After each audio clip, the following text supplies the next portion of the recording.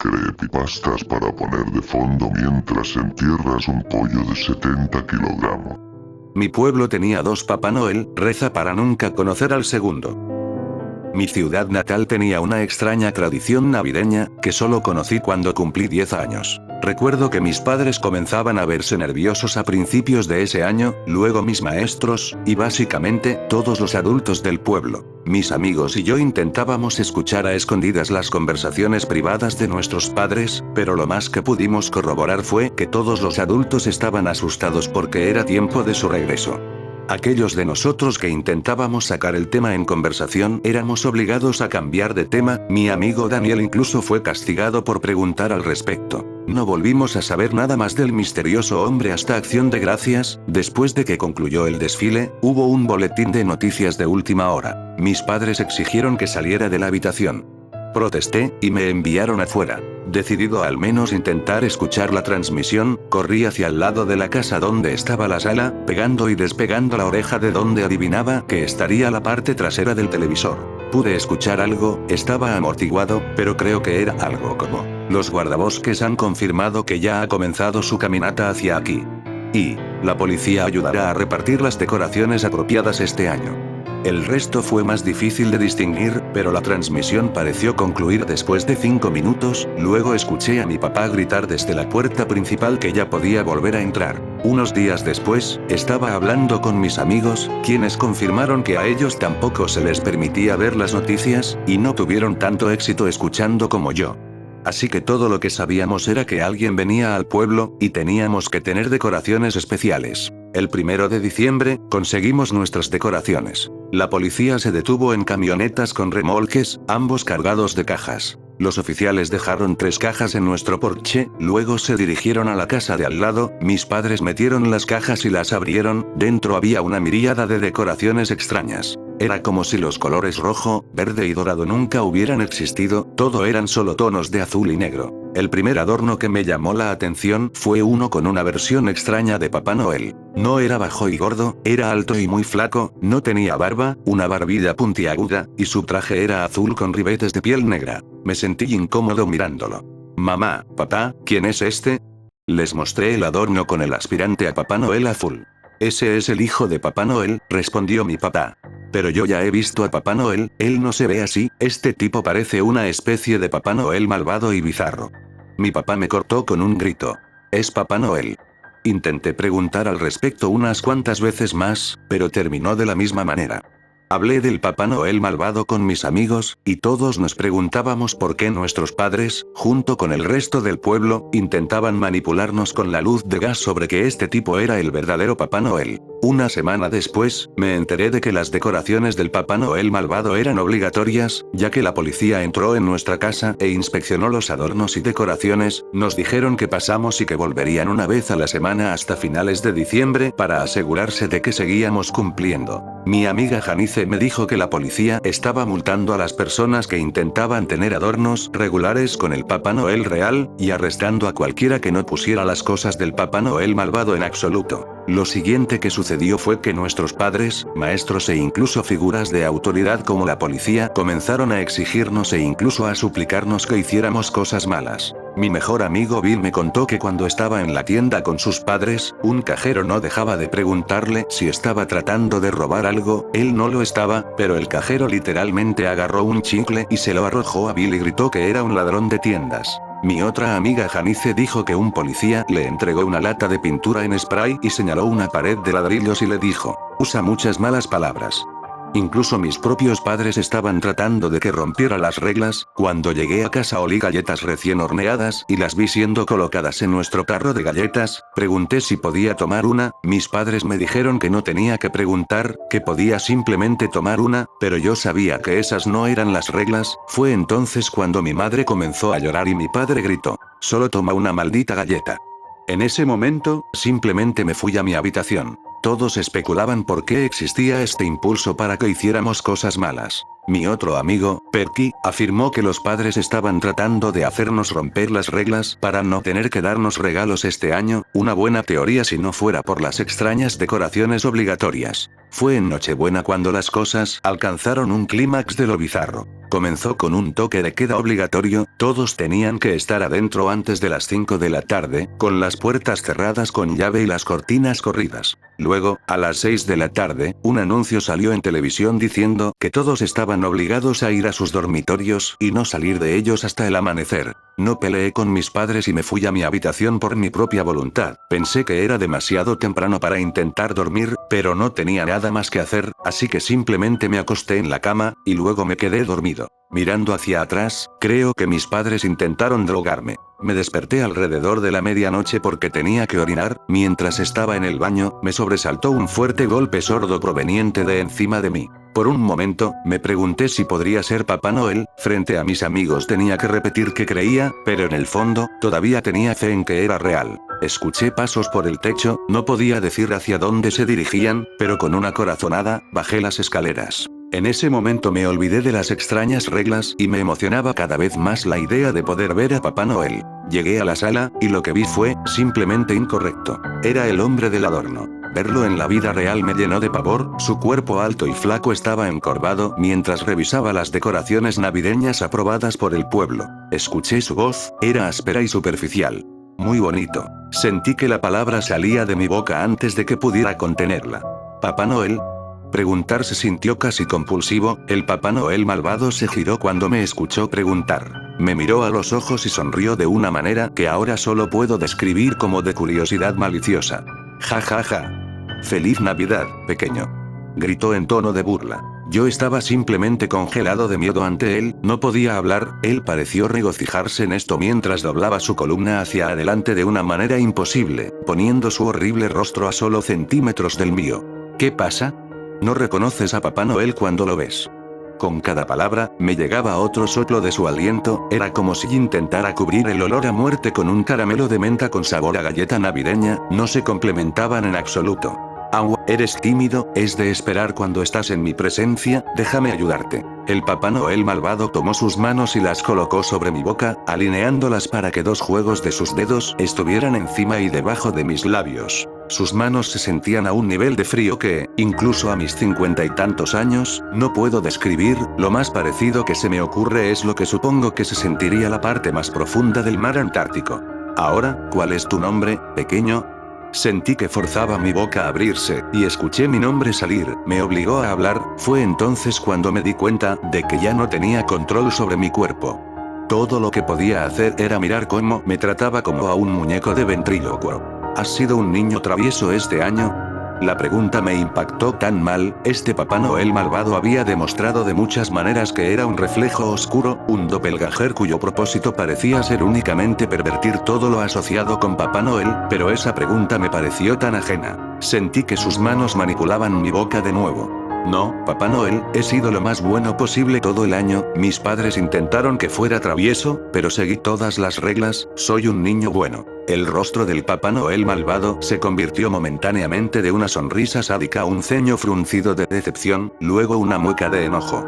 ¡Qué lástima! El Papá Noel malvado quitó sus manos de mi cara mientras se inclinaba hacia donde estaba el resto de su cuerpo.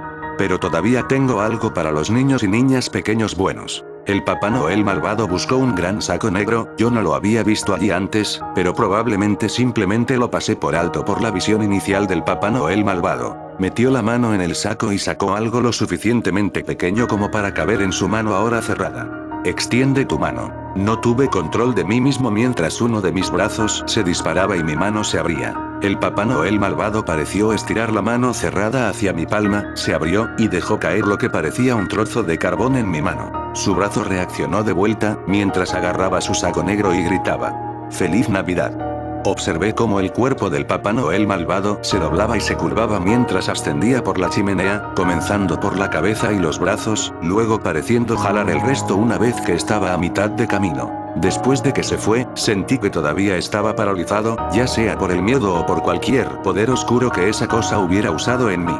Solo fue cuando sentí una sensación cálida en la mano donde puso el carbón que comencé a reaccionar. El carbón tenía una forma extraña, y se ponía más y más caliente, comenzó a quemar. Ya fuera mi propia autoconservación o simplemente el dolor superando el miedo, me sentí comenzar a moverme de nuevo, corrí a la puerta principal, abriéndola con una mano y luego arrojando el carbón a la nieve. Lo que una vez había sido un trozo de carbón negro ahora ardía de un naranja brillante, la forma se parecía a la de una calavera. Miré la mano donde había estado el carbón para confirmar que, de hecho, ahora había una quemadura en forma de rostro de calavera en mi mano. Volví a mirar el carbón mientras intentaba derretir la nieve a su alrededor. Fue entonces cuando escuché el sonido de gente gritando. Salí hasta llegar a la carretera, y lo que vi todavía me aterroriza hasta el día de hoy. En mi cuadra, 3 casas estaban en llamas. No queriendo ver los ardientes infiernos frente a mí, corrí adentro e intenté llamar al 911. El mensaje que recibí me sorprendió. Hola, los servicios del 911 no están disponibles actualmente, por favor, inténtelo de nuevo por la mañana. ¡Feliz Navidad! Realmente estaban haciendo que todos esperaran hasta el amanecer, incluso los servicios de emergencia. Justo cuando estaba a punto de correr a avisar a mis padres, lo escuché. Las últimas palabras del Papá Noel malvado esa noche. ¡Feliz Navidad a todos! Y a todos, una mala noche.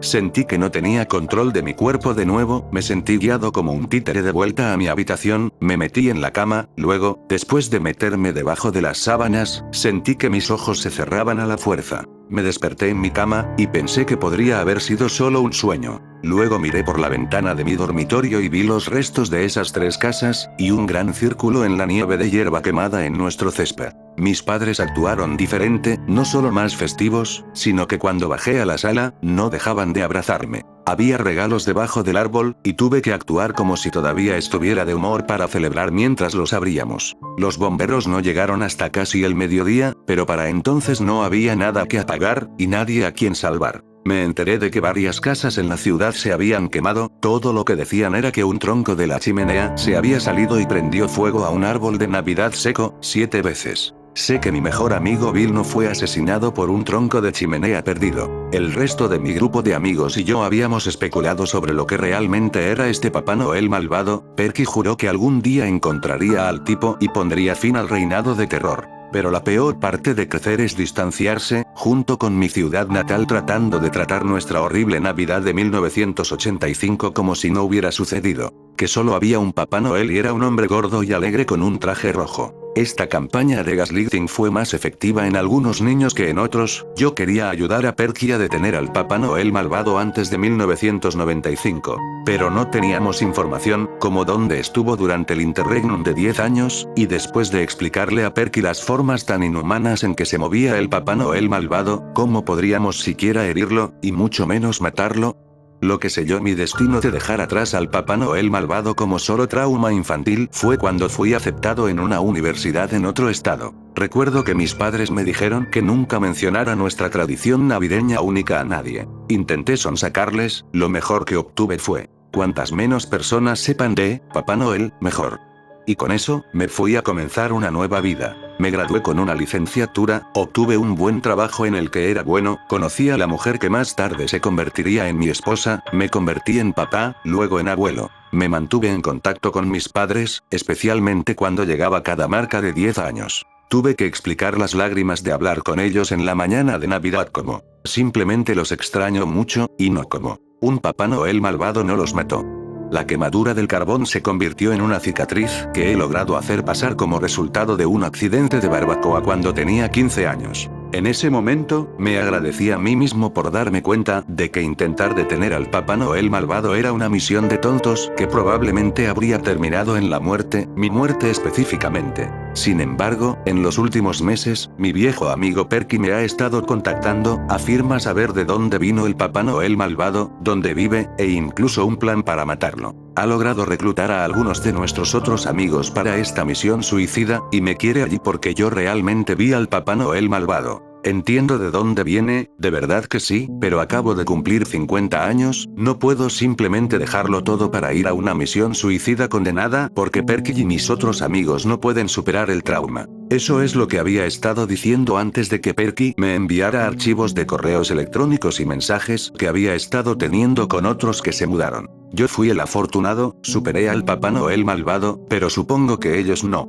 Es la única forma en que puedo explicar lo que les pasó. Leí historias de ellos escuchando su voz, viéndolo por el rabillo del ojo, pero lo que me asustó fue cuando los mensajes se detuvieron. Perky afirmó que era porque era cuando perdía el contacto. Esto sería seguido por él buscando noticias locales en el área donde estaba el contacto, y como probablemente adivinaste, incendio en la casa, sin supervivientes. Es por esto que voy a intentar ponerme en contacto con Perky y volver a nuestro antiguo pueblo. No quiero arriesgar las vidas de mi familia en el probable caso de que el Papá Noel malvado alguna vez decida volver por mí. Este año, Papá Noel no vendrá al pueblo. La revisión del perímetro. El sistema penitenciario no es exactamente el lugar donde alguna vez imaginé trabajar. Algunas de las prisiones dentro del estado tienen más de 30 años, y esas son las prisiones más jóvenes. Varias de las antiguas tienen más de 100 años.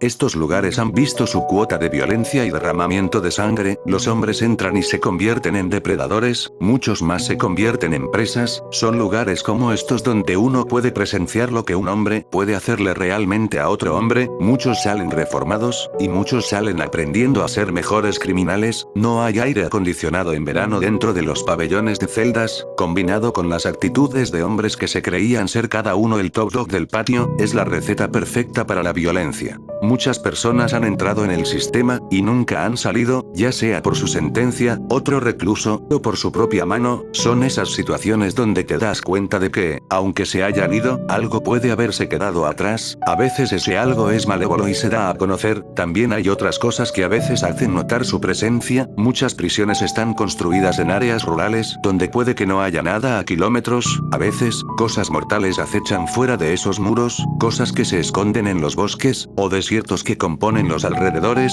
que harían que incluso el peor recluso pareciera dócil. Ahí es donde quiero comenzar con mis experiencias en estos lugares. Estos lugares de hormigón y hierro albergan a algunos de los criminales más peligrosos conocidos por el hombre, pero los lugares fuera de los muros albergan cosas mucho, mucho peores. En aras de la seguridad, no mencionaré mi nombre, ni en qué instalación trabajo. Esta es mi historia de un encuentro con algo que todavía persigue mi mente, y siempre me mantiene en un estado extra de alerta en esas noches de niebla afuera. Una de las cosas más importantes que debe hacerse diariamente es una inspección perimetral. Puede ser un buen descanso del estrés que ocurre dentro de la instalación. La mayoría de las prisiones tienen dos cercas perimetrales, una en el interior y la otra en el exterior. Las inspecciones se realizan en cada turno para asegurar que los candados estén asegurados, y la cerca no haya sido manipulada o comprometida de ninguna manera. Yo era nuevo en el turno, mis primeras semanas adentro después del entrenamiento, y me encontré listo para realizar correctamente la revisión del perímetro interior. Eran las 21:00 horas, y el sol ya se había puesto, dejando una luna llena brillante y estrellas visibles en todo el cielo nocturno. El perímetro interior consistía en que yo caminara detrás de los edificios con una linterna y llaves para abrir las cerraduras. Una niebla espesa pero irregular había llegado desde el oeste, saliendo del bosque que rodeaba la instalación. Antes de darme cuenta, estaba en lo profundo, y mi linterna, mi bote de gas pimienta y mi radio de cualquier cosa. Estaba inspeccionando detrás de uno de los edificios y revisando las puertas de emergencia que daban al perímetro. Cuando inicialmente escuché lo que pensé que era un trueno, levanté la vista, pero el cielo estaba impecable, aparte de las estrellas. Fue entonces cuando noté que los sonidos venían de mi izquierda. Frente a la prisión había un potrero de caballos, donde residían los caballos de la prisión. Se utilizaban en caso de fugas, para buscar en los senderos y caminos de tierra que atravesaban el bosque. El sonido que escuché fue el de los caballos, corriendo de un extremo del potrero hasta el otro, donde procedieron a acurrucarse y comenzaron a relinchar de miedo. Estando a una gran distancia, no pude determinar qué los había asustado. Alumbré con mi luz hacia donde habían corrido, pero la luz no pudo alcanzar la línea de la cerca del potrero. Utilicé mi radio y notifiqué al oficial de patrulla móvil, que conducía círculos alrededor de la prisión todo el día vigilando cualquier cosa sospechosa. Solicité que viniera a mi posición y usara su reflector para inspeccionar el potrero, ya que algo había asustado a los caballos. Mientras esperaba, mantuve un ojo en los caballos, por lo que pude distinguir Parecía que estaban mirando hacia el extremo más lejano del potrero, no había luz, y no escuché nada, pero algo allí los había asustado y los había hecho correr.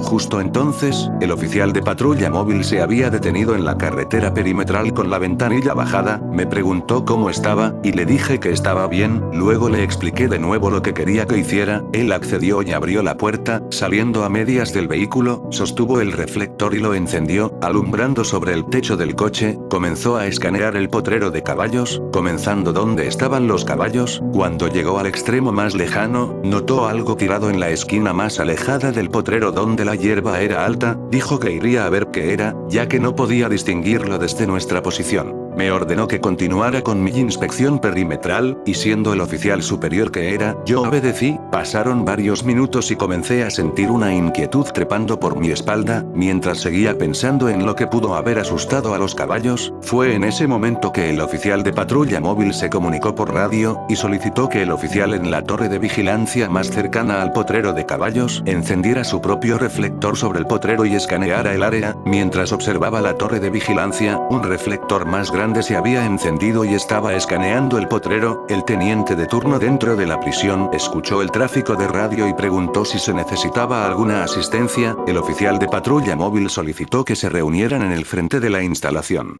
En ese momento pensé que podría haber sido una caída. A veces, los reclusos se las arreglan para que alguien coloque paquetes de drogas o teléfonos móviles fuera de la prisión, donde un recluso de confianza podría recuperarlo y encontrar una manera de introducirlo a escondidas en la instalación. Tal vez quien lo hizo asustó a los caballos, lo que provocó que corrieran. Pensé eso, y me obligué a creer eso, porque tenía sentido. Sin embargo, la realidad estaba lejos de ser el caso. Mientras continuaba caminando, me dirigía directamente hacia la torre. El oficial todavía estaba alumbrando el potrero con el reflector, cuando algo golpeó la cerca detrás de mí. Inmediatamente miré a mi izquierda y vi la cerca moviéndose pesadamente como si alguien la estuviera escalando. Miré más abajo de la línea de la cerca detrás de mí, donde desaparecía en la niebla, y el temblor se detuvo. Cuando el temblor se detuvo, escuché algo pesado golpear el suelo, y vi una gran sombra alzándose en la niebla, que inmediatamente se lanzó hacia la izquierda y se fue. Empecé a caminar hacia atrás sin quitar los ojos de donde había estado la sombra. Usé mi radio y llamé a la torre de vigilancia para que redirigiera su reflector a mi ubicación y escaneara el área. Mientras el oficial hacía esto, el teniente se comunicó por radio preguntándome qué estaba pasando. Le dije que alguien había escalado la cerca hacia el perímetro de la instalación. Inmediatamente preguntó si estaba seguro de que alguien había entrado en el perímetro, y le aseguré que sí. Me ordenó inspeccionar el área, y que enviaba personal adicional para asistirme. La torre de vigilancia comenzó a alumbrar con su luz en el área donde yo estaba, mientras yo registraba las áreas más oscuras con mi linterna. Sostenía mi bote de gas pimienta en mi mano temblorosa mientras continuaba mi inspección. Cuando llegué al área de la cerca donde sospechaba que había entrado el intruso, noté que el alambre de púas en la parte superior de la cerca había sido tirado hacia abajo. Parecía haber sangre en las puntas del alambre de púas que colgaba, y mechones de pelo colgando de él también. Esto me dijo que el intruso se había lesionado al escalar la cerca. Llegué a un área que había inspeccionado antes, ubicada detrás de uno de los edificios, y comencé a inspeccionarla de nuevo, cuando escuché lo que sonó como una respiración profunda proveniente de un área oscurecida del perímetro interior. Apenas pude distinguir un gran bulto oscuro en el suelo. Antes de que pudiera girar mi linterna hacia él, el bulto comenzó a levantarse. Fue entonces cuando me di cuenta de que lo que estaba mirando había estado agachado cerca del suelo. El miedo me golpeó como un tren de carga, y fui incapaz de moverme. Me congelé en mi sitio, incapaz de hablar, incapaz de gritar, y apenas capaz de respirar. La cosa se levantó sobre dos poderosas piernas, y comenzó un profundo gruñido gutural. Se elevó sobre mí a lo que supuse que era alrededor de 7 pies y medio a 8 pies. Sus largos brazos con garras colgaban bajos por debajo de sus rodillas dobladas, y se encorvaba hacia adelante. Su pelaje cubría la zona superior de su espalda y la mayor parte del cuerpo. Sus orejas puntiagudas, su cabeza. Aunque no podía ver su rostro, podía ver sus ojos reflejando la luz de la luna. No levanté mi linterna, ya sea porque no podía o porque no quería ver su rostro, no quería ver sus dientes, no quería verlo a él. me dio un zarpazo con una mano con garras que era casi humana, excepto por su tamaño, el color de la piel era oscuro, de repente me encontré de espaldas, tratando desesperadamente de alejarme de él, mientras comenzaba a abalanzarse sobre mí, escuché el sonido de 2 disparos, la cosa giró la cabeza hacia la derecha, revelando un largo hocico lleno de dientes mortales, otro disparo lo hizo saltar por encima de mí hacia la cerca, donde escaló con facilidad y desapareció en la noche. Mirando a mi izquierda, pude ver al oficial en la torre de vigilancia apuntando su AR-15 hacia el área del potrero de caballos, el personal adicional apareció, y el miedo que me había consumido se alivió inmensamente. La cosa se había ido, me desmayé mientras la adrenalina desaparecía, y el agotamiento se apoderaba de mí. Cuando volví en sí, había paramédicos atendiendo las marcas de garras en mi pecho. Cuando me preguntaron qué había pasado, solo pude decir que fui atacado por un animal grande, no me atreví a decir lo que creía, que era por miedo a que se rieran de mí, se burlaran o incluso me consideraran loco, me lo guardé para mí por un tiempo. Más tarde supe que lo que descubrió el oficial de patrulla móvil fue un caballo muerto, su garganta había sido desgarrada y estaba cubierta de grandes marcas de mordiscos. El oficial en la torre de vigilancia dio la descripción de un oso negro que me había atacado, acepté eso para evitar que me consideraran loco. Las cicatrices que dejó en mi pecho eran cuestionables debido a la posición de las garras, parecían más una mano humana que garras de oso. El incidente se cerró como tal, pero sé que lo que vino fue un oso. Le di las gracias al oficial que me salvó esa noche, hablamos un rato, tenía 30 años en el servicio y estaba a punto de jubilarse, contaré algunas de sus historias aquí cuando sea el momento adecuado. Me dijo algo después de mi encuentro que recuerdo hasta el día de hoy, me dijo: siempre nos quedamos dentro de la instalación por la noche cuando podemos, algunos de los viejos lo saben, pero la mayoría de la gente de adentro son como tú, nuevos, nadie piensa que puede pasar hasta que sucede, pero ahora lo sabes, no salgas por ahí en la noche, especialmente cuando la Wolfsbane está en flor y la luna de otoño es llena y brillante. Una chica silenciosa de un mar lamentable. Los llamaban los Blue Boys, porque para cuando el mar los escupe de vuelta, el frío ya había teñido su piel, trazando sus venas de índigo, convirtiendo a muchachos firmes y fuertes en estatuas rígidas de hinchazón y sal. Hemos enterrado a 3 este mes, 3 ataúdes medio vacíos, ya que el agua no devuelve todo lo que toma. 3 puertas más que tocar, 3 familias más que destruir, con apenas un susurro de palabras, y una baratija rescatada de piezas a la deriva de un navío violado. Éramos un pueblo modesto antes, definido por nuestra camaradería muy unida, nuestros medios de vida dotados por la vida rebosante del Miur, pero ahora solo nos estrangula con manos groseras y náuticas, ahogando a sus clientes en una trinchera de pérdida y miedo. Y solo nos hunde más con cada funeral que pasa. Cada oficinista, cada tendero, cada conversación se ha contaminado con preocupación y superstición, los muelles están más vacíos de lo que nadie ha sabido nunca, y muchos domadores veteranos de las olas se muestran reacios a enfrentar la marea que ha cobrado tantas vidas. Se acabaron los días en que los niños perseguían gaviotas por la orilla, con la cara manchada de salmuera y alegría, se acabaron los días de reunir banquetes de música y hogueras, y viejas historias gritadas entre sidra y cangrejo hervido. He vivido aquí la mayor parte de mi vida, mi familia proviene de costas lejanas, acostumbrada a las galernas que pueden azotar nuestras cabañas, el viento salado ha tallado líneas en mi joven rostro, y el sol casi ha desvanecido mis ojos, viendo cómo el lugar donde nací se enreda como algas aferrándose a un casco. Podría haber sido la primera en derrumbarme, si alguien no me hubiera robado el privilegio, en una tarde cubierta de niebla, dentro de las cálidas paredes de nuestro bar local. Ah, se lo diré a toda esta maldita sala por nada, muchachos. Había gritado Reif desde su cabina de esquina manchada de orina, emanando una burbuja olorosa a cerveza con su exhausta tripulación. Esos Blue Boys no son solo mala suerte. No, no es el mar tomando lo que quiere, es algo mucho más repugnante, y ustedes saben bien quién lo ha provocado. Superorata rápidamente se ganó la atención de la abarrotada sala, y él se dio cuenta, regodeándose en la atención. Ese viejo guardián de la luz, sí, el que tiene la mirada vidriosa. Había estado murmurando palabras extrañas en la última marea alta, la temporada pasada, yo lo había visto, y el primer joven apareció arrastrado no un día después. Sus ojos se encontraron con la sala de oyentes borrachos y curiosos. Culpáis al mar. ¡No! Culpemos a ese viejo bastardo y a sus hechizos, digo yo, y a cualquier bestia asquerosa que trajo a nuestro Miur. Fue el camarero, de todas las personas, quien alentó al venerado pescador, mientras yo me hacía aún más discreta en mi mesa solitaria, rezando para ser ignorada. Quizás alguien debería hacerle una visita al viejo.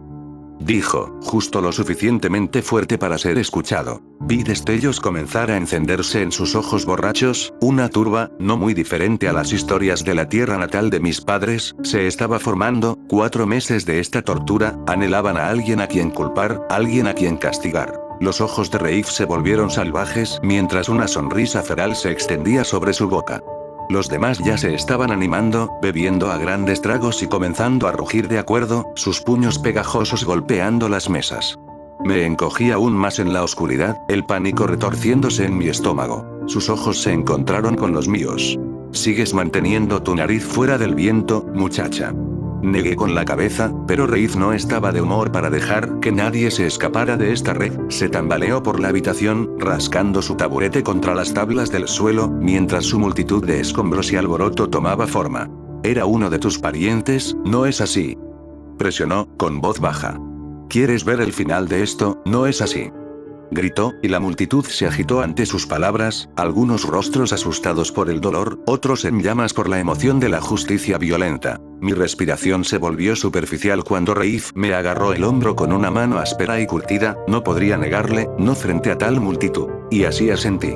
«Buena chica». Yo era solo una niña cuando conocí al guardián por primera vez, persiguiendo a mi hermana menor entre las flores silvestres y los mechones de hierba marina al pie de esa imponente torre blanqueada. El aire de verano era cálido y espeso, con un aroma a tojo y madreselva, cuando su juego de risas llegó a un final abrupto al tropezar mi pie con una raíz oculta, enviándome a caer en un revoltijo de verde. El escozor en mi rodilla me arrancó un grito agudo, y el rostro de pánico de mi hermana se cernió sobre mí. A través de ojos llorosos, lo vi acercarse desde unos escalones prohibidos, alto, con rigidez en su andar, y una bondad en su mirada curtida. «Vaya herida, señorita», se arrodilló a mi lado, sacando un pañuelo limpio y una lata oxidada de ungüento. Sus manos grandes y gastadas fueron gentiles mientras limpiaba el raspón, y mientras trabajaba, tarareando una melodía extranjera para sí mismo, pronto logró arrancar una sonrisa inestable de mi hermana y de mí con historias peculiares, cuentos de naufragios, aves marinas raras, y flores nocturnas de islas perdidas que solo se revelaban bajo los haces del faro. Terminó sus historias con una advertencia. «Las niñas pequeñas deberían saber que no deben jugar cerca del faro». Incluso entonces, sentí algo de otro mundo en su manera, como si perteneciera a otro reino, pero ese día, bajo un cielo azul infinito, fue un héroe tranquilo y directo que curó mi herida y nos envió a casa con un puñado de dulces y una reverencia recién descubierta. Los futuros encuentros siempre fueron fugaces a lo largo de los años. A veces, lo veía caminando pesadamente a través de la niebla al amanecer, su forma devorada por un viejo abrigo de hule, llevando cubos desde la orilla. Otras veces, compartíamos un asentimiento en el mercado, sus ojos nunca se encontraban con los míos, constantemente mirando hacia el mar como si le hablara por su nombre. Una vez, lo vi remendar redes de pesca en las rocas, sus manos hábiles y silenciosas, tarareando esa misma melodía extranjera que solo las gaviotas parecían responder. La gente rara vez le hablaba, pero los niños miraban detrás de las cercas, intercambiando crónicas de su magia, o su maldición. Pero recuerdo más claramente la noche en que su luz se apagó, los haces, tan constantes, de repente se desvanecieron, y nuestro puerto quedó envuelto en negrura. Fue la misma noche en que se encontró el primer cuerpo, rostro azul, ojos muy abiertos. Las campanas eran ensordecedoras, nadie durmió. Por la mañana, la puerta del faro estaba atrancada, el guardián no se encontraba por ningún lado, debe haberse refugiado dentro por razones desconocidas, ignorando todas las súplicas y demandas que llegaban a su puerta. No más de unas pocas noches después, fue la última vez que vi a mi terca hermana. Cuando el sol apenas se había deslizado bajo olas agitadas, me desperté con el sonido de la puerta del dormitorio cerrándose con un golpe. Al principio, creí que era un sueño, que el viento familiar estaba traqueteando en el pestillo, pero cuando palpé la cama, su lado estaba frío y con una hendidura, y la puerta principal estaba abierta de par en par. No logré gritar su nombre cuando mis pies descalzos se encontraron con el camino arenoso hacia la orilla. Allí, en el límite de un oleaje inquieto, la vi mientras caminaba suavemente hacia el mar, su camisón blanco arrastrándose detrás de ella como una brizna de nube. No miró ni una vez mis gestos frenéticos, ni una palabra. El agua se la tragó, rápida y silenciosa, antes de que yo pudiera siquiera llegar al muelle. La encontraron días después, lo que quedaba, su rostro flotando a lo largo de la superficie del agua, en medio de una espuma burbujeante. Ella fue una de las primeras, una Blue Boy, aunque nunca había sido un chico en absoluto. 4 meses de dolor silencioso. manifestándose, finalmente, en una marcha tensa a la luz de las linternas a través de la niebla. La multitud se movía como una masa única y murmuradora, las botas raspando la tierra húmeda, las luces balanceando sombras sobre rostros agrios y tensos. Deseaba caminar en la parte trasera, solo otra alma arrastrada por una resolución vengativa, mirando solo puños nudosos en lugar de ojos bordeados de rojo, pero Reif insistió en que caminara con él al frente. Su voz guiaba en ráfagas bajas y sombrías, los nudillos blancos alrededor del mango de un machete. En mi lugar, en algún lugar detrás, un niño comenzó a sollozar en voz baja, mientras el faro, un pálido espectro en el borde del mundo, emergía. Reif dio un paso inquebrantable hacia la torre monolítica, silenciosa y muerta. Mi estómago se retorció mientras cada cuento, y una sola bondad, chocaban con la ira y el pavor contagiosos que nos impulsaban hacia adelante. No seríamos detenidos, solo los ecos de nuestro asedio se derramarían por la bahía, y los distantes y lúgubres gritos de las gaviotas sobre nuestras cabezas. Reif golpeó su puño en la puerta. «Abre. Sabemos que estás ahí dentro». Sus secuaces se pusieron tensos, temblando con garrotes de madera a la deriva, cuchillos y cualesquiera otros instrumentos que pudieran usar para infligir daño, un colectivo inquieto de 20 cuerpos fuertes y valientes. ¿Es eso lo que estábamos allí para hacer? ¿Hacerle daño? Me hice a un lado, alejándome de nuestro líder hacia un lecho marchito de flores silvestres, mientras Reif comenzaba a atacar la puerta, cortando sus gruesas costuras de madera con la mayor ferocidad. Fue infructuoso, sus esfuerzos se volvieron desquiciados y desesperados, hasta que un hombre titán se adelantó, armado con un martillo, señaló el pomo y las bisagras, puntos débiles, y ayudó a Reif con la larga y tediosa tarea de derribar una puerta. Cada golpe, cada crujido de la madera, cada pizca de progreso, sacudió a la multitud como si fueran perros hambrientos molestados por carne fresca. La puerta finalmente se rindió, arrancada de su marco por 3 hombres, y fue arrojada por los acantilados para encontrar una muerte astillada. Reif, sudando, se giró para encontrarme en medio de las flores moribundas, sus ojos maníacos bajo el desastre húmedo de su flequillo, y me ofreció una mano.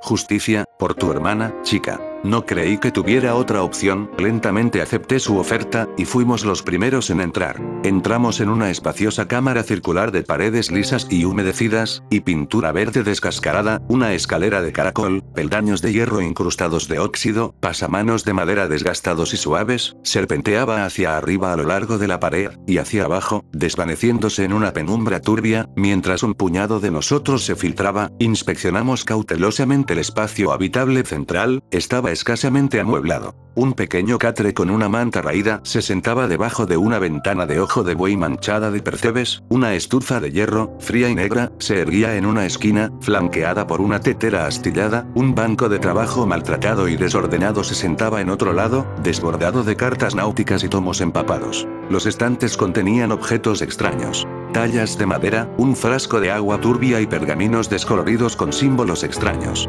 Uno se destacó. Una talla más grande que las demás, tal vez de un pie de altura, teñida de un color negro verdoso oscuro, era una figura encorvada de tentáculos agitándose, alas invasoras y pies con garras medio enterrados en ondulaciones cinceladas. Su cabeza bulbosa estaba coronada con palpos segmentados y rizados, sus ojos eran sombras profundas y huecas, las muescas ásperas que se asemejaban a escamas, estaban marcadas con precisión a lo largo de su torso y extremidades. Varios aldeanos retrocedieron, casi por instinto, mientras otros se acercaban, atraídos por un señuelo curioso. Un joven, con lágrimas aún acumulándose en sus ojos, se enamoró de la pieza de madera de olor acre, tarareó una melodía para sí mismo mientras inclinaba la cabeza, una que había escuchado antes de un hombre mucho mayor y recluso. Los ojos de Reif estaban fijos en la efigie, a su lado, débiles murmullos burbujeaban, mientras detrás de nosotros, las linternas parpadearon, una vez, 2 veces, y el viento dejó escapar un suspiro agudo y acosador. Alguien en la parte trasera, cerca de donde me había encontrado, se movió con incertidumbre. Al mirarlo, parecía que la entrada misma se había alejado aún más.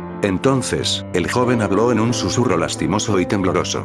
«Bendigamos, oh sacerdote». Un silencio sofocante cayó sobre la habitación. Sucedió demasiado rápido. Abrí los ojos y giré para contar los rostros. Reif, el chico, y yo, y. Nadie. Las huellas, húmedas y dispersas, trazaban rastros sin rumbo en la piedra. Los demás se habían ido, extinguidos tan rápido como habían ardido. Parpadearon en un instante. Reif corrió hacia la puerta, con el pecho agitado, su bravuconería vaciló. «No. ¡No! ¿A dónde fuisteis? Su súplica retumbó en la niebla quieta y silenciosa. El escalofrío ahogado que me recorrió la espalda se sintió más frío que el mar mismo. Reif se dirigió al chico ahora arrodillado ante el ídolo, rezando en un dialecto que no podía entender. ¿Qué has hecho, chico?, escupió, temblándole la voz, mientras destrozaba la estatua del estante, liberando al chico de cualquier trance fanático en el que estuviera, reemplazado por un peso pesado de pérdida repentina e inexplicable. Ya no éramos una turba, éramos testigos de un fenómeno inexplicable. El chico tartamudeó para liberar palabras de su boca, mientras Reif, violentamente, lo levantaba por el cuello y lo empujaba contra una pared. ¿Estás embrujado, hijo? ¿Maldito? ¿Hechizado? Los ojos suplicantes del chico me encontraron, una forma tímida que se escabullía hacia la salida. Yo no, se ahogó. Estallaron ruidos metálicos desde la escalera, algo seguía aquí, abajo. Reif cambió de objetivo y, como un animal, se deslizó hacia el primer escalón del descenso. El chico se convirtió en no más que un recuerdo. ¿Tu nombre, muchacho?, preguntó, absorto en la oscuridad ante sus botas. Keile, chilló el chico. ¿Eres uno de los míos? No, señor. Ahora lo eres, guíanos abajo. Keile se hizo a un lado, con un fuego ardiendo en sus ojos, y le hizo un gesto al chico para que se lanzara. Mientras lo hacía, me atrapó casi liberada de este dilema. ¿Y a dónde demonios crees que vas, muchacha? Me presioné tan fuerte contra la pared que casi esperé desaparecer en ella. Mi respiración se cortó en algún lugar entre mi pecho y garganta, cada músculo reforzado en rigidez ansiosa, mientras el tembloroso chico daba un paso inestable hacia la brecha. No pude hacer nada más que observar cómo una oscuridad implacable consumía toda su forma, y luego Reif, una vez más, me ofreció su mano, y yo, por última vez, crucé lentamente la habitación y la tomé. Era un laboratorio, una madriguera cavernosa, atemporal y extensa, las paredes cortadas con manchas minerales, de horror marino, linternas teñidas de verde y naranja, gordas de polillas hinchadas, iluminaban el feo cubil metálico de ciencia atroz y evitada, desastres encurtidos supuraban en frascos manchados. Águilas anudadas en formas imposibles, cangrejos lechosos con demasiadas patas, coágulos de huevos pegados a terrarios, herramientas y baratijas abundaban en medio de densos cuadernos. Una sola, gigante pizarra destrozada con ecuaciones y bocetos se acuclillaba en un rincón de corrosión. La locura garabateada se arrastraba a lo largo y hacia abajo de su superficie como una fuga.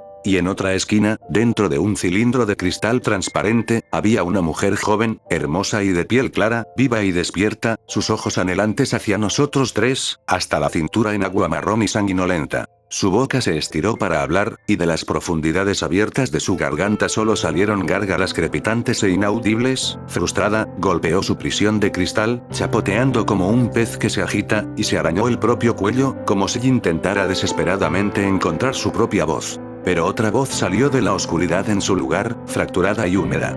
Una vez lo llamaron misericordia, ser arrullado por la marea, prometerse un final en el mar, es una mentira. El guardián emergió de las sombras, pavoneándose hacia la luz, empapado y viscoso con piel cubierta de musgo hinchada y saturada lista para estallar como un globo. Había grietas en su rostro por donde un agua salada burbujeante rezumaba y goteaba al suelo con un chapoteo empapado. Sus ojos estaban vidriosos y teñidos de un tono rosa coral, y apestaba sin ceremonia como un arrastre podrido y muerto hace mucho tiempo.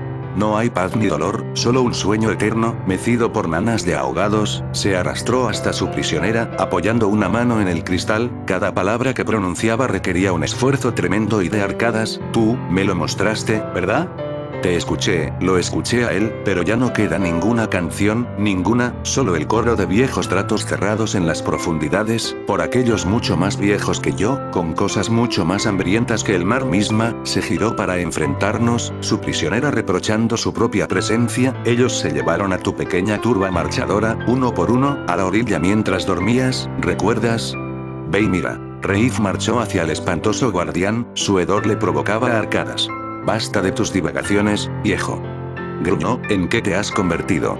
¿Qué obra oscura has tejido? Sus ojos se encontraron con la mujer encarcelada, que golpeaba y se agitaba dentro de su caja. ¿Y quién demonios es esta? Los labios del guardián se curvaron en algo parecido a una sonrisa, gotas de agua goteando de los huecos de su boca. Ella es una maldición, hijo, de un puerto lejano, de costas más lejanas. He intentado arreglarla, pero las profundidades anhelan reclamar su canción. Como si fuera una señal, dicha maldición dentro de su jaula de cristal, comenzó a convulsionar y tener un ataque. No, no, no, no, comenzó el guardián, retrocediendo hacia la oscuridad de donde había venido, mientras revisaba miserablemente varias herramientas sobre una mesa. Un trueno vigoroso sacudió la torre mientras los ojos azules de la mujer destellaban un rosa imposiblemente brillante, e inmediatamente, una luz abrasadora, mucho más colorida que el tinte coralino en los propios ojos del guardián, brilló en las miradas de Reif y Keyle, sus cuerpos se tensaron y giraron al unísono, sus puños temblaron, y un frenesí de sed de sangre los cautivó, deformando sus rostros en máscaras endurecidas de rabia y propósito sin filtrar. La mujer detrás del cristal, sus rasgos más extraños momentáneamente iluminados por la luz de sus ojos, me miró solo a mí, su poder inconfundible, pero de alguna manera completamente inútil en mi mente. Reif fue el primero, soltando su machete y cargando contra el guardián con un rugido que apenas era humano. Caleb lo siguió, silencioso pero salvaje, con las manos extendidas, los brazos del guardián se alzaron en una defensa refleja, pero hubo un momento de comprensión en sus ojos choqueados, antes del caos, mientras miraba solo, absorto, a su hermosa prisionera, los dos hombres se abalanzaron sobre él, lloviendo golpes con violencia primitiva, resonando a través de la cámara una sinfonía de salpicaduras de sangre y brutalidad. La mujer miró el machete con una súplica silenciosa, luego a mí, luego al machete de nuevo. No estoy segura de lo que me obligó. Su belleza, la simpatía, el miedo a que el delirio de Reif y Caleb pronto se dirigiera a mí, pero mi mano encontró el agarre del machete, lo levantó y lo hizo estrellar contra el cristal curvo, se agrietó, temblando bajo el golpe, y luego estalló hacia afuera, agua fría, salobre, turbia, sanguinolenta salió disparada, arremolinándome mientras caía al suelo, mis extremidades se retorcían con la mujer mientras ella jadeaba y tosía espuma, su voz todavía un ronco e inaudible gorgoteo. Ella se estabilizó, agradecida, y por un momento, solo vi estrellas perdidas en sus encantadores ojos, mientras la luz dentro de ellos parpadeaba. Me besó, apasionadamente, íntimamente, y cada sentido y nervio dentro de mí detonó, mientras un torrente de agua brotaba de su boca a la mía, la empujé, ahogándome y balbuceando, para su visible consternación, mientras Reif se giró para mirarnos, enojado y confundido, cubierto de sangre y mugre. Mientras Caleb, temblando, lloraba en silencio sobre el cuerpo roto e inmóvil del guardián. Monstruo. Estuvo sobre nosotros en segundos, la mujer se puso de pie, estirando sus extremidades y cuadrando sus hombros, mientras un salvaje desorden de puños oscilantes la asaltaba, desvió el primer golpe, pero los golpes de Reif eran imprudentes mientras él, a falta de una mejor descripción, comenzó a darle una paliza, en la refriega, casi resbalando en el agua a nuestros pies, me encontré bajando el machete sobre su hombro, expulsando un geyser de sangre. Un codo agitado y en pánico se conectó bruscamente con mi sien. Apenas pude escuchar el jadeo estrangulado de la mujer antes de que mi visión se deslumbrara en puntos, el mundo se escapaba, y luego, amortiguando los gritos y un chillido desgarrador, mis ojos me arrastraron a una nada vacía y en blanco. Recuerdo un cielo hinchado de nubes, mis manos en carne viva por agarrar el borde astillado de un esquife, los pájaros lloran en algún lugar arriba, invisibles, y cada oleaje de las olas se siente como si fuera a volcar esta frágil cáscara en la bebida, mi enagua se adhiere a mí, empapada y helada, la sal me pica los labios, y cada respiración se convierte más en un jadeo. La linterna en la proa revela a mis hermanos distantes, dejados ahogarse con lo que queda del navío, este aire prometió aventura, una mentira. Solo promete la sombría paciencia del mar, esperando a los jóvenes e ingenuos para embarcarse en sus viajes, para abandonar sus seguridades civiles e industriales. Veo una forma moviéndose en medio de los restos, grito, mi voz se quiebra en el viento, pero no hay respuesta, el horizonte es nada, la orilla detrás de nosotros está borrada, las luces de un puerto distante son meros pinchazos, si es que están allí en absoluto. Mis brazos comienzan a doler mientras remo y remo hasta que mis músculos se desgarran y las ampollas se abren, mis gritos de dolor y gemidos perdidos en el frío. Estoy sola. Voy a morir. El viento me azota, feroz y astuto, mientras mi bote salvavidas se queda quieto, virando impotente en las olas, me acurruco en una bola mientras una masa monstruosa y oscura se agita debajo de mí, demasiado grande para pertenecer a cualquier ballena terrenal, y reúno todas las oraciones posibles de mi lengua azul. Y entonces lo escucho, como si algo debajo respondiera a mi pequeña rendición. Una canción. Antigua.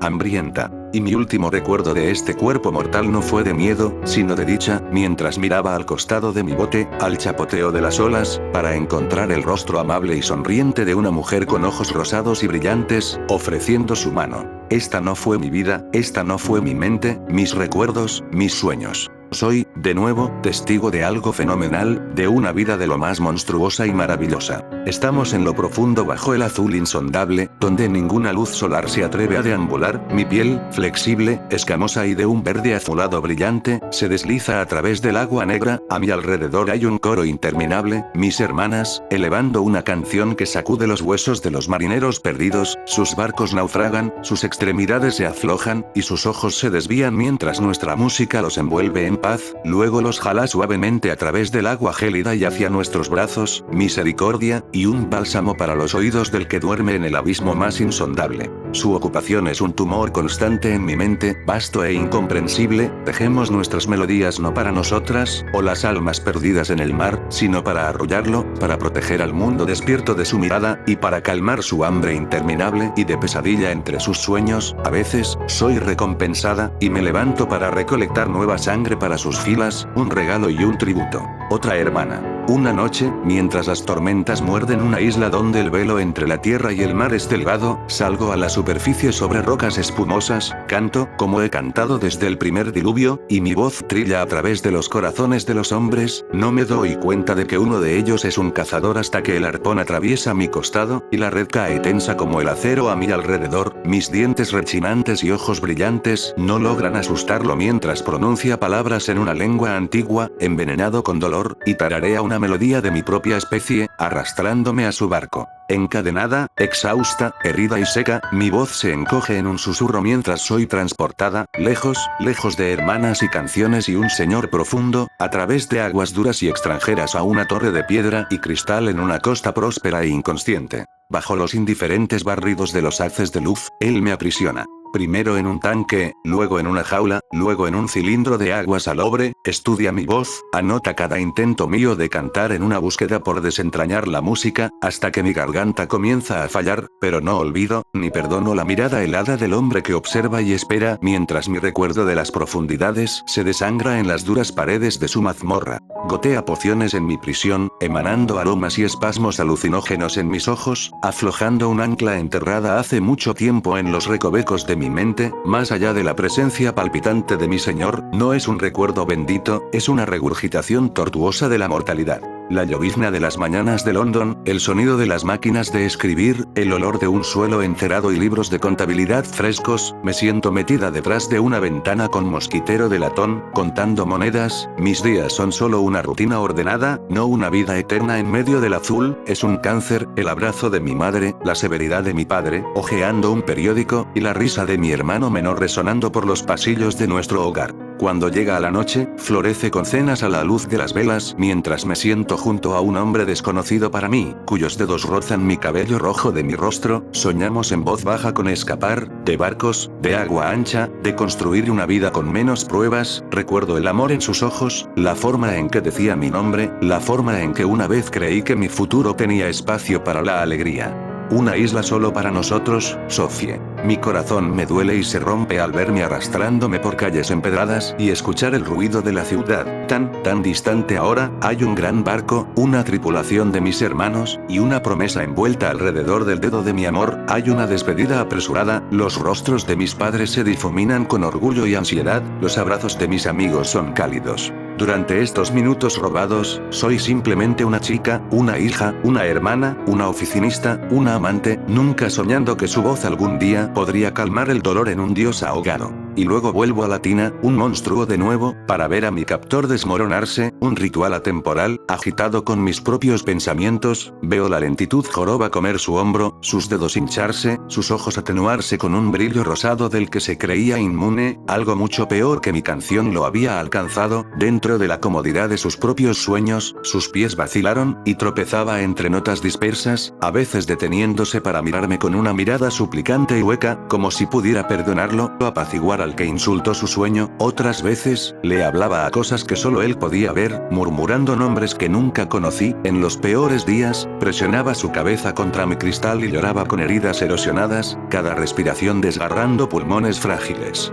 Una vez, trató de tararear una nana medio recordada, pero su voz se rompió, podrida. De repente, Desperté del sueño fracturado de sirenas marinas y un viejo condenado, sobresaltándome en una habitación empapada de violencia y sangre. Me levanté de las piedras frías, mi cabeza todavía palpitaba por el codo de Reif, mis oídos zumbaban con el recuerdo del agua tóxica forzada por mi garganta. Por un momento, mientras mi visión se aclaraba, el mundo se tambaleó como si estuviera medio sumergido, luego los vi. El cuerpo de Reif extendido en un charco carmesí que se ensanchaba, sus ojos vacíos, fijos en el techo, su rostro congelado en la mueca de cualquier horror se desató sobre él. Caleb también estaba arrugado contra la pared, el cuello torcido en un ángulo imposible. Sophie, creo que ese era su nombre, yacía junto a las escaleras, su piel brillaba con el brillo azul verdoso de un pez atrapado, sus piernas se habían convertido en una cola brillante de escamas de cuarzo y aletas, y sus costillas, branquias, irregulares, jadeantes, resbaladizas con el rocío, se abrían y cerraban a lo largo de sus costados, temblando desesperadamente mientras jadeaba por aire, sus dedos, con puntas de garras rojas y afiladas, se agarraban a los escalones de metal, su rostro seguía siendo hermoso,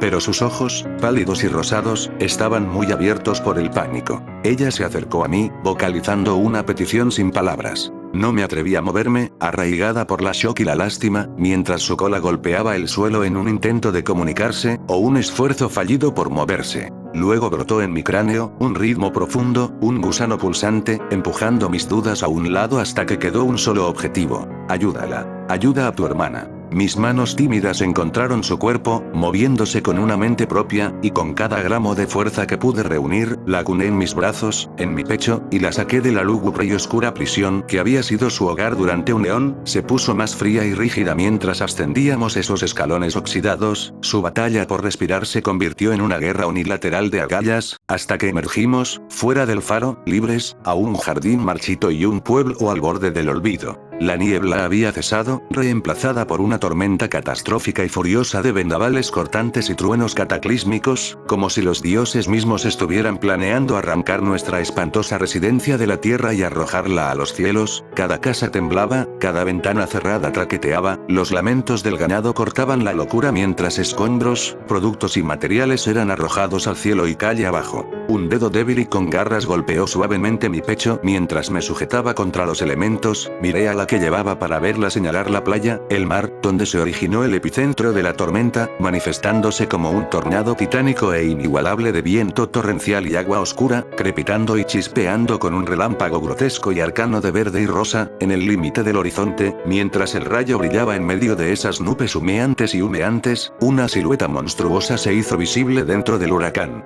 Un behemoth descomunal, imposiblemente grande, más viejo que el mar mismo, sus rasgos demasiado familiares. Aquí para reclamar lo que era legítimamente suyo. Los débiles acordes de una canción salieron de los labios de Sophie mientras viajábamos a la orilla, mientras el parásito en mi cabeza palpitaba y gemía sincronizado. Cada hombre, mujer y niño que había visto a lo largo de mis años estaba esperando entre la arena y las rocas y los guijarros y a través de las tablas de madera del puerto, el muelle, o se quedaba quieto por toda la calle, ni una pizca de movimiento en sus cuerpos, ni un atisbo de vida en sus ojos sin pestañear mientras miraban, 300 vidas por lo menos, al coloso náutico que se acercaba, envuelto en un manto de naturaleza imparable. El oleaje mordió mis rodillas cuando llegamos al agua, el frío picando más que cualquier herida, mientras bajaba suavemente a Sophie para que fuera abrazada por las olas. Por un respiro, nada. Luego, con una violenta sacudida, su cola se estremeció y se flexionó, las escamas brillando brillantemente al resplandor del rayo, y ella se enderezó, dando grandes y codiciosos tragos de aire, sus labios partiéndose en una sonrisa amplia y triunfante, pero, recién viva y eléctrica, no corrió hacia la silueta monstruosa que habitaba en el núcleo de la tormenta, en cambio, se quedó, flotando bajo la superficie, sus ojos luminosos fijos en los míos, aliviada y aterrorizada.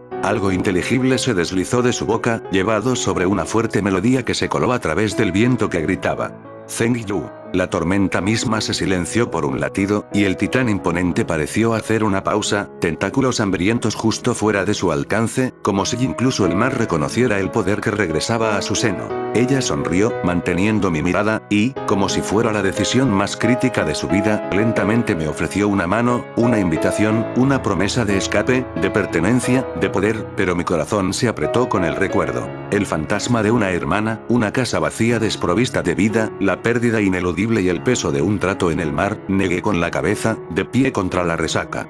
No, la palabra es suave, casi arrastrada por el viento. Yo no puedo. La sonrisa de Sophie falló, sus ojos parpadearon con comprensión y dolor, e inclinó la cabeza, presionando una palma fresca y palmeada contra la superficie del agua.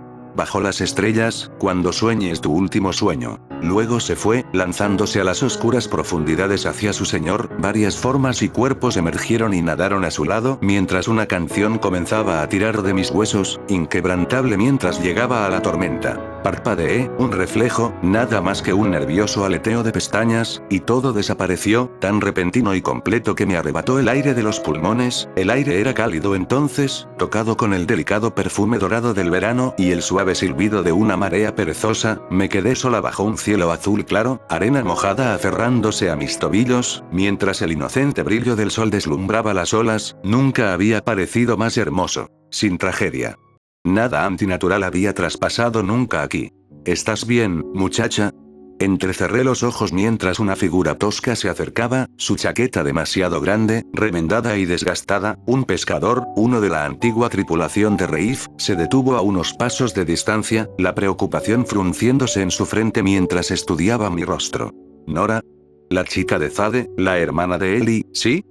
Miró con incertidumbre la marea, luego de vuelta a mí, su ansiedad profundizando los círculos debajo de sus ojos. Bendita María, ¿qué estás haciendo, chica? No estarías pensando en seguir a tu hermana, ¿verdad? Yo, no, logré decir, con voz débil. Su mirada se amplió, cautelosa, como si parte de él no creyera que pudiera hablar. Vamos, te llevaré a casa, muchacha, ¿sí? En los días que siguieron, me moví por la vida medio despierta, deambulando por las habitaciones de la cabaña maltratada de mi familia, absorta por la ausencia y el silencio. El pescador me encontró de nuevo, cuya amabilidad era gentil y un poco torpe, y me ofreció un lugar a bordo de su arrastrero, el mismo barco que Reif comandaba una vez. Me uní a la tripulación, no como una figura de autoridad, sino como manos callosas para remendar redes, cargar cajones y calmar corazones mientras nos aventurábamos en el Miur. El trabajo era duro y frío, el agua a veces inquieta, pero encontré una extraña comodidad en la repetición, y un sentido de pertenencia en la ruidosa hermandad de la tripulación. Cuando la pesca era pobre, me encontraba deambulando hacia el cementerio en la ladera, el viento tirando de mi abrigo mientras me paraba frente a hileras de piedras descoloridas. Dejé flores y lloré por los que había perdido, anticipando cuando el próximo cuerpo sería arrastrado a la orilla, pero, inexplicablemente, no desapareció nadie más, sin muertes, sin funerales, sin Blue Void, nunca más. Cualquier pavor que había agarrado a nuestro pueblo había aflojado su agarre. Las noches traían sueños extraños y vívidos. Destellos de una ciudad antigua muy por debajo de las olas, de sirenas pálidas arrastrando cabello rojo a través de torres de coral, de canciones que resonaban desde profundidades imposibles, para calmar criaturas mucho más imposibles. Me despertaba cada mañana golpeada por una feroz sensación de anhelo y alivio. Lo más inesperado, me hice amiga del nuevo guardián del faro, un hombre más joven, recién llegado de a través del estrecho, que trajo maravillas desconocidas del mundo, una de las cuales era una compúter. Me dio la bienvenida a la luz cálida del faro, y en las tardes tranquilas, me invitó a su estudio en lo profundo del sótano, donde el lienzo y la pintura reemplazaron las cartas y la ciencia. Su entusiasmo por el arte y el color restauró algo brillante dentro de mí, aunque solo fuera por un tiempo. Con el tiempo, encontré consuelo, y tal vez alegría, en los trazos de lápiz y pincel, convirtiendo mis noches inquietas y sueños atormentados en dibujos e historias. Al principio, dibujaba en silencio, temiendo que alguien pudiera vislumbrar las extrañas visiones que se derramaban de mi sueño. Monstruos inquietantes y mujeres escamosas con ojos brillantes, barcos colapsando bajo tormentas, pueblos inundados de salmuera. Mis libros se hicieron gruesos, y pronto el guardián descubrió mi hobby.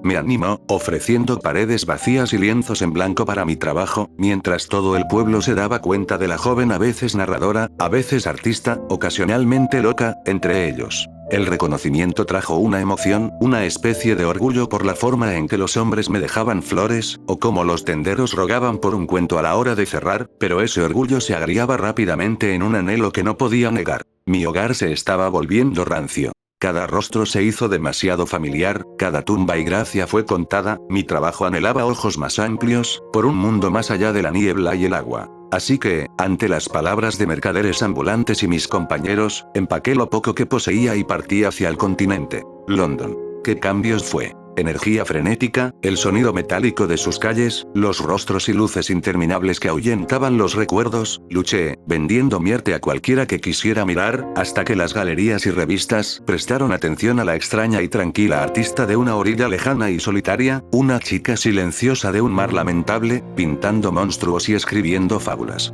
La gente me pareció fascinante. Probé el éxito suficiente para servir un banquete. Mi trabajo colgaba en librerías, mi nombre se susurraba en lecturas y galas, extraños buscaban mi firma, y sin embargo, incluso en medio del ruido y la adulación, encontré un viejo y antiguo anhelo tirando de mí cada vez que mis ojos se posaban en una de mis pinturas. Su hambre vivía en mis colores, entristecida cuando cada historia terminaba, y a pesar de todo lo que había ganado, nunca me sentí completa, porque siempre había algún vacío inquietante esperando más allá del borde de mi lienzo.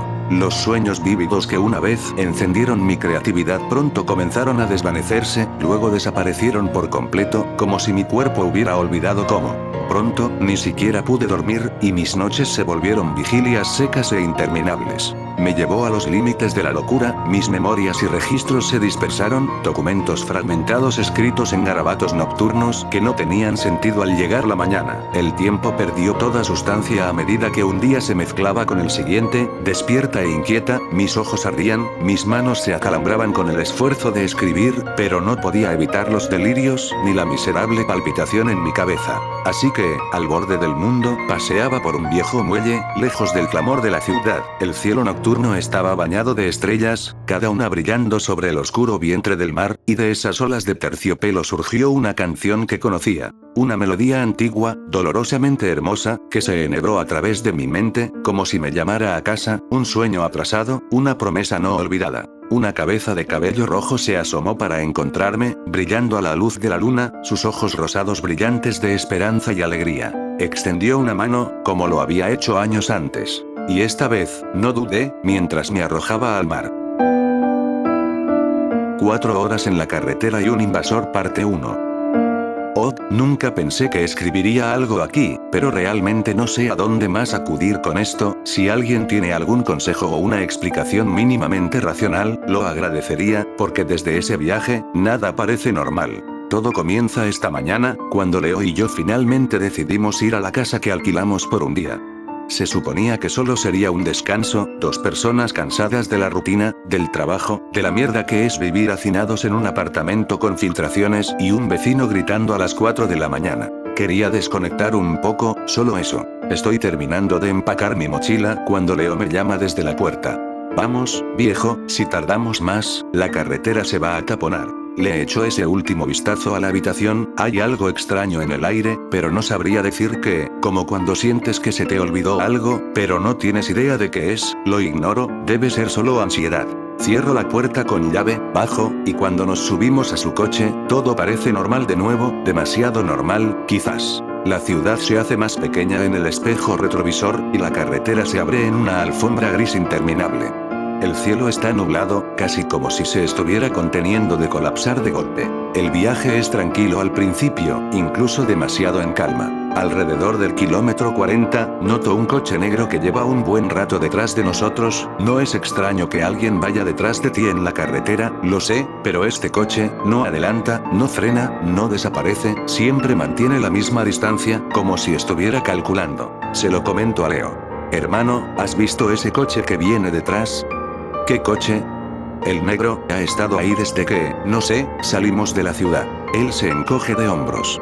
Debe ser alguien que va en la misma dirección. Acepto la respuesta, pero no me gusta. Unos 30 minutos después, paramos en ese puesto de hamburguesas de carretera que siempre se ve igual en cualquier parte del país. Letrero parpadeante, olor a fritanga, gente que no mira a nadie. Juro que veo el mismo coche negro entrar al estacionamiento unos 2 minutos después que nosotros, pero cuando intento mirar dentro, los cristales son demasiado oscuros. Nos sentamos en una mesa cerca de la ventana, Leo pide ese combo enorme que pide siempre, yo solo me quedo con una hamburguesa sencilla, porque el estómago se me siente raro, y no es hambre, es alerta. Mientras comemos, noto algo que me hiela por dentro. La puerta de la hamburguesería se abre lentamente, entra una persona, pero no se sienta, no habla con nadie, no mira el menú. Se queda quieta, de pie, nos mira, directo. Y aún desde aquí, aún sin verle la cara con claridad, sé que no es una coincidencia. Le doy un codazo a Leo.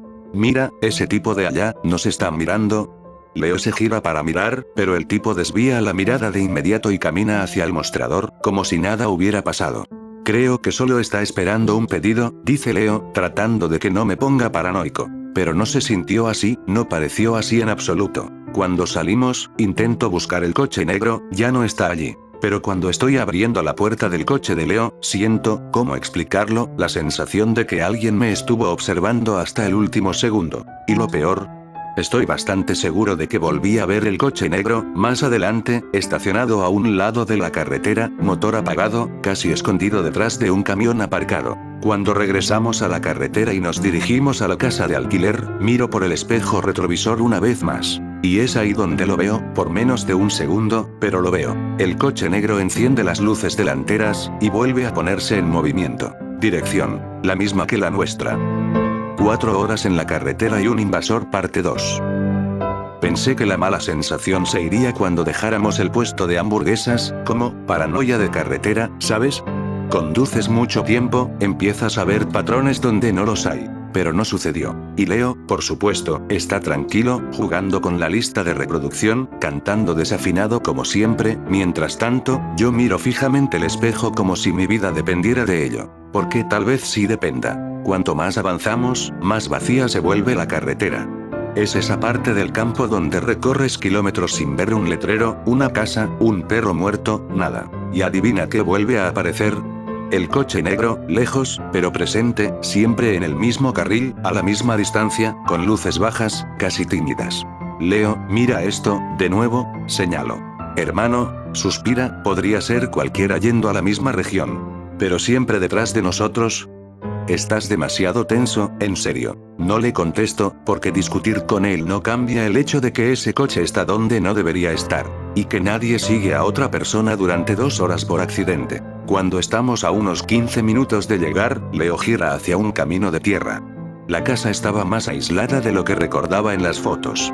Hermano, ¿estás seguro de que esto es seguro? Pregunto. Es de Iron, viejo, debe ser de algún tío que vive en la ciudad, relájate. Pero cuando nos metemos en el camino de tierra, las cosas cambian. Es como si el mundo estuviera demasiado silencioso, ni siquiera viento, ni siquiera un pájaro, nada. Y por primera vez desde el puesto de hamburguesas, miro por el espejo retrovisor y. El coche negro desaparece. ¿Cómo, desaparecer totalmente? Eso debería hacerme sentir más tranquilo, ¿verdad? Pero no lo hace. Porque si desapareció, ¿dónde fue a parar? La casa es una de esas construcciones antiguas, estilo chalet, con madera oscura y ventanas demasiado grandes para mi gusto. El balcón cruje cuando lo pisamos. La hierba de alrededor está alta, como si nadie la hubiera cortado durante meses. Cuando entramos, no sé, algo me molesta. Es como si la casa hubiera estado ocupada minutos antes, ¿sabes cuando alguien se levanta del sofá y todavía queda la marca de su cuerpo? Así, pero por todas partes. La cocina está demasiado limpia, la mesa tiene 2 sillas fuera de lugar, como si hubieran sido apartadas pero luego empujadas hacia atrás demasiado rápido, y la nevera me molesta. Había una botella de agua medio vacía, y juro que el anuncio decía que dejaban la casa completamente vacía para los nuevos huéspedes. Leo, alguien estuvo aquí. Dice, abriendo una bolsa de snacks, el dueño, no. Para limpiar. No, no es eso. Entonces relájate, hermano, estás viendo cosas. Quería creer, en serio. Pero aquí viene lo peor. Son alrededor de las 6 de la tarde, casi de noche, cuando voy a cerrar una de las ventanas de la sala, y cuando miro hacia afuera, hay alguien de pie a un lado del camino de tierra. Una silueta, detenida, como si estuviera mirando la casa, pero demasiado lejos para que yo pueda ver bien. Leo. Hablo casi sin voz. ¿Qué? Hay alguien ahí fuera. Él se acerca y mira, y cuando mira, la persona ya no está. Desapareció. No escuché pasos, no escuché un coche, no escuché nada. Simplemente, se fue. Debió ser una sombra, hombre, insiste. Una sombra no se queda quieta ahí mirando. Y luego me doy cuenta de otra cosa. Esa posición donde estaba la persona. Tendría una vista perfecta desde la ventana de la cocina. Desde la ventana donde estaba la botella de agua medio vacía. Cuando está completamente oscuro, voy a cerrar la ventana del dormitorio. Y es ahí donde lo veo, algo que me paraliza, algo que me hace querer volver a la carretera como sea. La manija de la puerta principal, el pomo de la puerta está girando. Lentamente, como si alguien allí afuera estuviera probando cuánta fuerza se necesitaba para abrirla. Y no hicimos ningún ruido. Es decir, creen que la casa está vacía. Por ahora. 4 horas en la carretera y un invasor parte 3. Nunca había sentido que el tiempo se ralentizara de esta manera. El pomo de la puerta principal sigue girando, tan lentamente que parece que la persona de afuera quiere que lo escuchemos, quiere que sepamos que está ahí, quiere crear tensión. Y funciona. Me quedo paralizado en el pasillo del dormitorio, respirando solo por la nariz, justo como cuando intentas no hacer ningún ruido. Leo viene detrás de mí sin entender nada. ¿Qué fue? Solo señalo la puerta. Él mira, y solo entonces se da cuenta. El movimiento, el sonido apenas audible de metal rascando metal. No acordamos nada, pero parece que pensamos igual. Apagar todas las luces. La casa se sume en una oscuridad sofocante, como si alguien hubiera puesto algodón alrededor del mundo. Y la puerta finalmente, deja de moverse. Pero no hay sonido de pasos, ni siquiera de coche, la persona no se fue. Simplemente se detuvo, esperando. Leo intenta ser racional. Debió ser el viento. Yo solo lo miro, esa clase de mirada que dice, hermano, por favor, piensa antes de hablar. La carretera no tiene viento hoy, Leo. Pero alguien intentando entrar así, sin decir nada, susurra, eso no tiene sentido. Eso es lo que me asusta. Nos quedamos en el pasillo, escuchando de verdad, como si cualquier sonido pudiera ser la diferencia entre vivir y morir. Y ahí, llega uno. Un paso. Seco, lento. Sobre el césped de afuera. Y luego otro, y otro. Alguien está caminando muy despacio alrededor de la casa, como si estuviera eligiendo la siguiente ventana. Siento que toda mi piel se eriza. Leo pone su mano en mi hombro y aprieta fuerte. Es la primera vez que veo miedo real en él. Nos escondemos detrás de la pared de la cocina, porque ahí no se nos puede ver desde fuera. Me agacho, casi conteniendo la respiración, y Leo se queda a mi lado. Los pasos se detienen en la ventana de la cocina, tan cerca que se oye el crujido de la hierba. Y luego... tac, tac. 2 golpecitos en la ventana, suaves, tranquilos, casi, educados. Como alguien pidiendo permiso para entrar. Juro que mi corazón salta en mi pecho. Leo. SHHH. Tac, tac, tac. 3 golpes, más fuertes. Y luego el silencio vuelve. Un silencio tan pesado que se siente como si la persona estuviera conteniendo la respiración con nosotros. Y es ahí cuando me doy cuenta. La botella de agua en el fregadero, con la mitad del volumen, y el sabor raro que tenía cuando la bebí antes. Se me revuelve el estómago. Leo, alguien ya estuvo aquí antes que nosotros. Él traga saliva con dificultad. No digas eso, hermano. Pero sigo, porque ahora tiene sentido.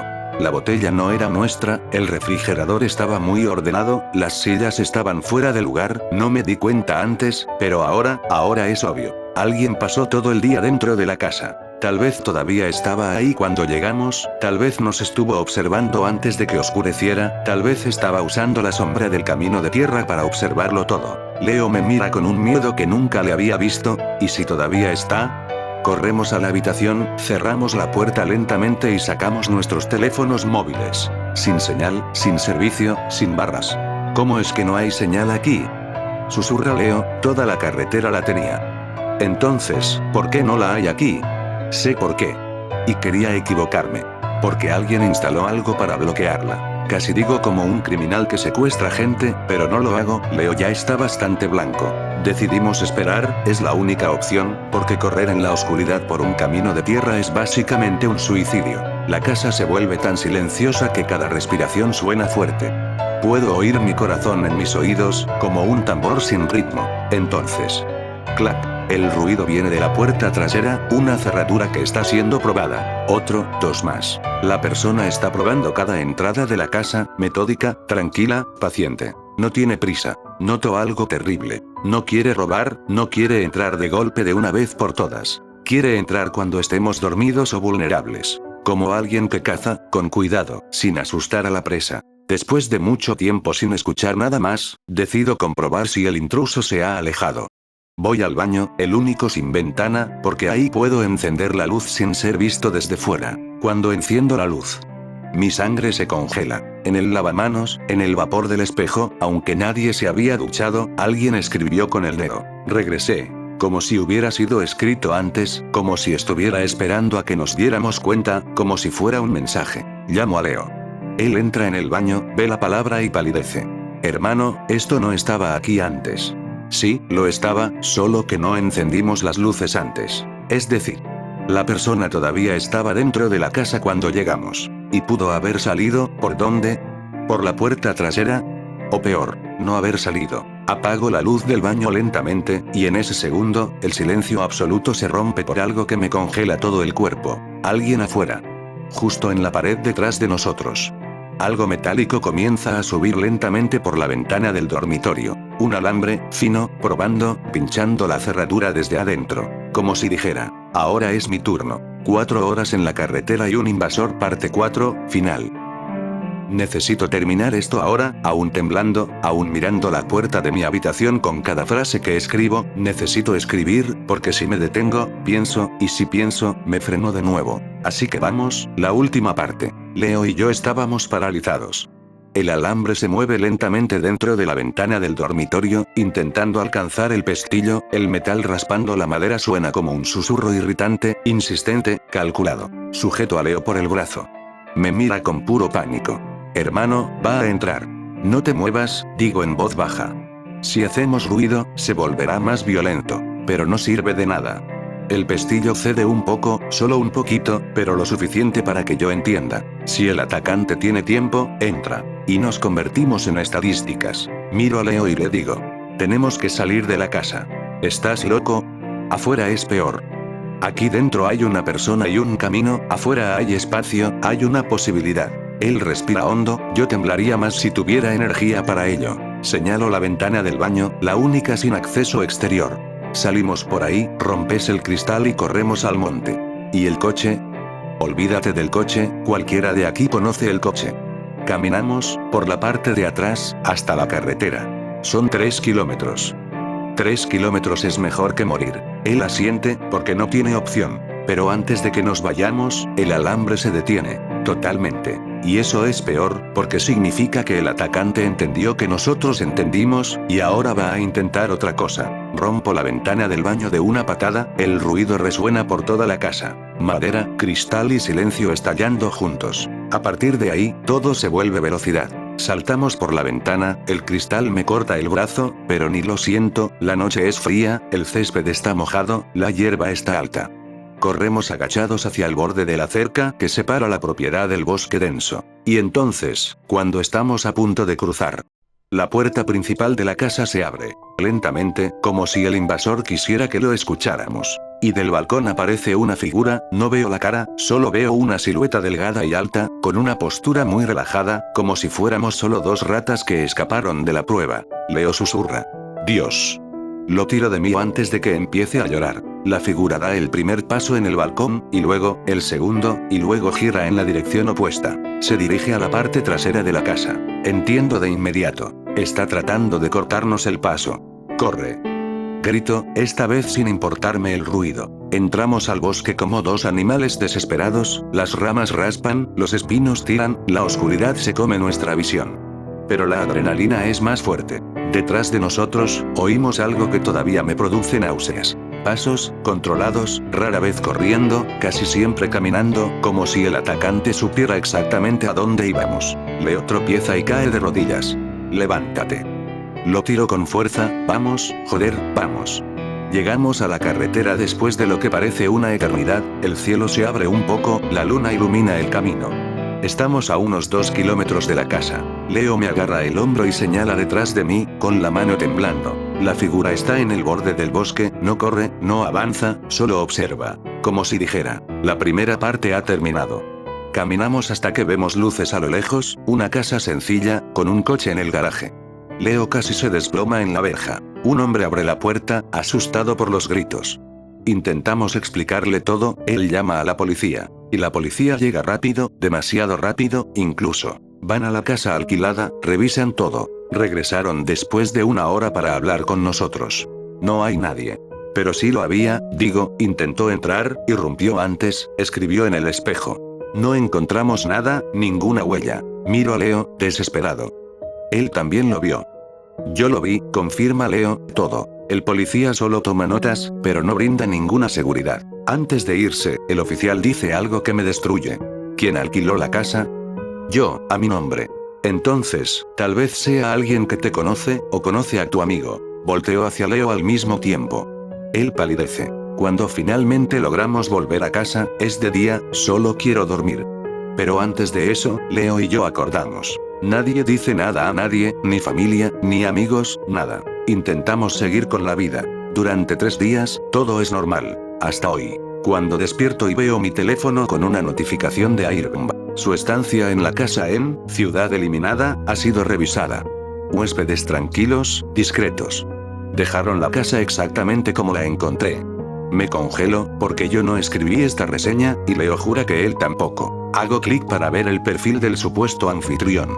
Y entonces veo algo que me hace borrar el resto del mundo. La foto de perfil está borrosa, casi negra, con solo una silueta alta y delgada, en el porche de la casa, exactamente donde estaba cuando nos observó. ¿Y el nombre del anfitrión? Leonardo S. El nombre de Leo. El nombre completo de Leo, mismo apellido. Pero Leo nunca tuvo ese perfil, y nunca anunció nada. Lo miro ahora, sentado frente a mí, leyendo esto conmigo. Está blanco, temblando. Y entiendo, con horrible claridad. Ese invasor, no estaba detrás de nosotros. Estaba detrás de Leo. Y lo peor, Leo acaba de recibir otra notificación, una nueva reserva confirmándose. Huésped que regresa. Necesitaba esa casa de nuevo. Llegaré de noche.